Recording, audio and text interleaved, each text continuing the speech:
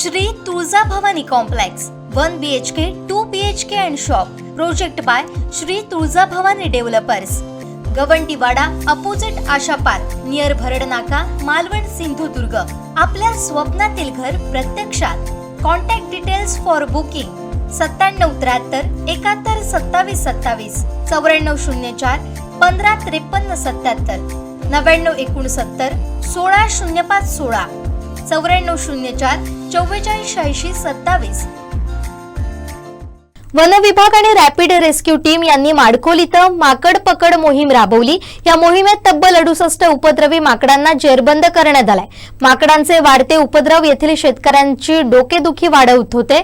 नारळ, केळी आदी पिकांचं नुकसान करत असल्यानं शेतकरी वर्ग पुरता हैराण झाला होता। माडखोल डुंगेवाडी परिसरात तर माकड घरात शिरून घरातील फळभाज्या फस्त करत होते।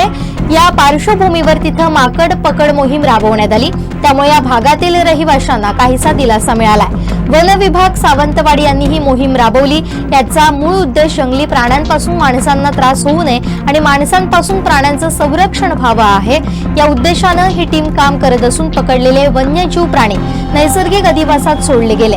या मोहिमेबद्दल ग्रामस्थांकडून आभार मानण्यात आले। नमस्कार, मी सूर्यकांत यशवंतराव माडखोल एक शेतकरी आहे।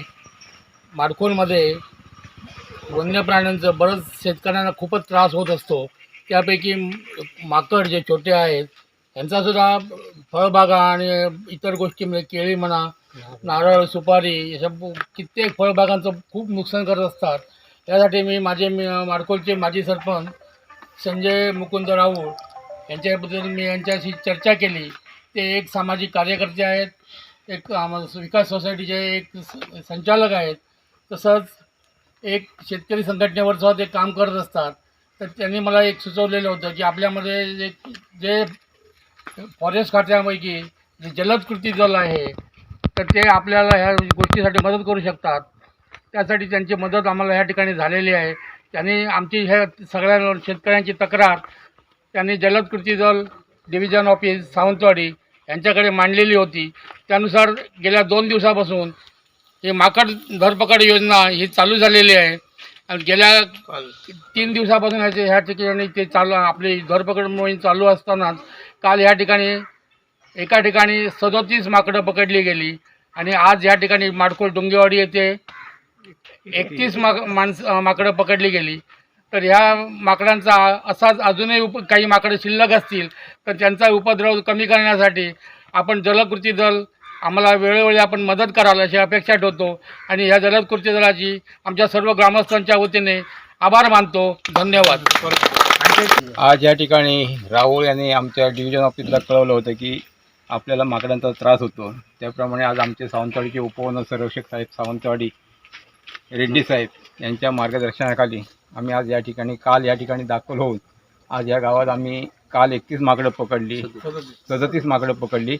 आज परत मोहीम राबवली, त्यात आज आम्ही 31 माकडं पकडली। या माकड पकडताना आम्हाला गावातील सर्व लोकांनी बऱ्यापैकी चांगल्यापैकी सहकार्य केलं आणि हे सहकार्य आम्हाला जर मिळालं तर आम्ही याच्यापेक्षाही चांगल्या प्रकारे मोहीम राबवू शकतो। आपल्या सगळ्यांच्या सहकार्याने ही आपली आजची मोहीम फत्ते झालेली आहे। याच्यापुढे तुम्हाला काही जर लागलं असेल, मदत लागली असेल तर आम्हाला वेळोवेळी कळवा, आम्ही तुमच्या सहकार्यासाठी मदतीसाठी धावून येतो। आपले सर्वांचे आभार आहे। आमचे दिवसभरातले सर्व अपडेट्स, ताज्या घडामोडी आणि थेट लाईव्ह पाहण्यासाठी सबस्क्राईब करा, लाईक करा कोकणचं नंबर 1 महा चॅनल कोकण 7 लाईनचं YouTube चॅनल।